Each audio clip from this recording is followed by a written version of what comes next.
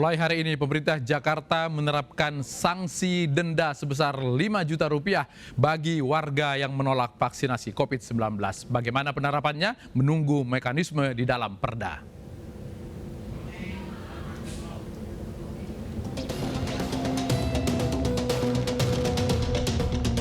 Sanksi denda uang sebesar 5 juta rupiah telah diatur dalam Perda nomor 2 tahun 2020 tentang penanggulangan COVID-19 dan telah disetujui oleh pemerintah provinsi dan DPRD DKI Jakarta.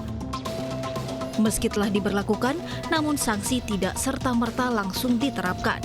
Warga akan diajak komunikasi dan edukasi soal vaksin. Menurut Wakil Gubernur DKI, sejauh ini vaksinasi di ibu kota berjalan lancar dan belum ada penolakan dari para penerima vaksin. Total vaksinasi di ibu kota pada tahap pertama mencapai angka 90,8% dan telah memasuki tahap kedua, kini mencapai 52% atau telah tersalurkan sebanyak 160.400 dosis vaksin. Bagi yang menolak sesuai dengan ketentuan peraturan dari Perda, diberikan sanksi denda sebesar 5 juta maksimal ya. Dan yang kedua, Pak Presiden menambahkan bagi yang menolak tidak akan diberikan bansos. Jadi kalau menolak dapat dua, tidak dikasih bansos, didenda lagi. Sementara itu, Gubernur DKI Jakarta Anies Baswedan mengaku belum memikirkan sanksi bagi warga DKI yang menolak vaksinasi COVID-19. Menurutnya, vaksin yang tersedia masih terbatas, fokus bagi yang mau saja. Saat ini jumlah vaksinnya saja masih terbatas. Jadi jangankan yang mau dan tidak mau, vaksinnya aja masih terbatas. Kita ngobrol begitu tuh kalau vaksinnya udah lebih banyak daripada jumlah penduduknya. Loh sekarang vaksinnya aja masih sedikit kok. Ya yang mau aja dulu yang divaksin. Gampang bukan? Nah ngobrol itu nanti kalau sudah vaksinnya lebih banyak dari jumlah penduduk. Baru kita ngobrol itu. Pemprov DKI Jakarta berharap para penerima vaksin dapat dengan sukarela menerima vaksin yang telah terbukti halal dan aman digunakan, guna kepentingan bersama mengakhiri fase krisis pandemi di tanah air.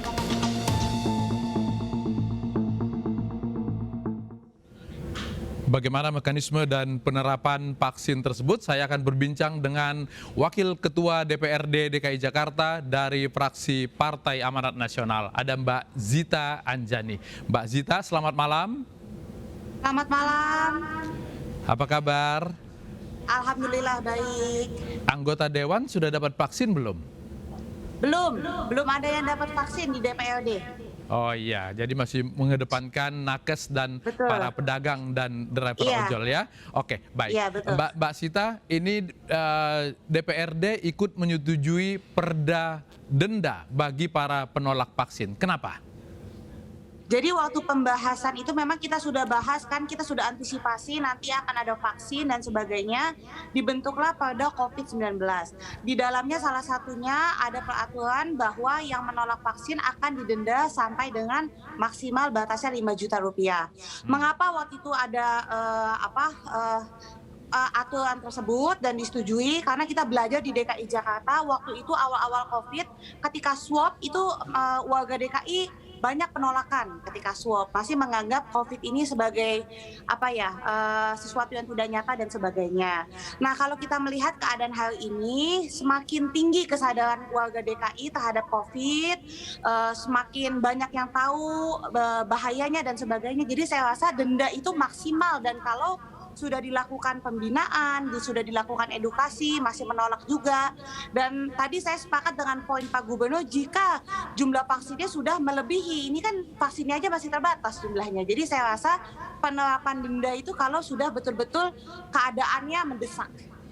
Oke, jadi tadi katanya bahwa sudah mulai diterapkan hari ini, tentu saja belum bisa dilaksanakan karena belum seluruh warga Jakarta berhak mendapatkan vaksinasi tersebut. Baik, Mbak Zita, kalau kita lihat tadi tujuannya adalah supaya kesadaran, awareness warga Jakarta terhadap pemberantasan COVID tersebut berjalan dengan baik. Apakah waktu penyusunan perda itu juga dipikirkan bahwa ini bisa bertentangan atau berkesesuaian dengan undang-undang di atasnya?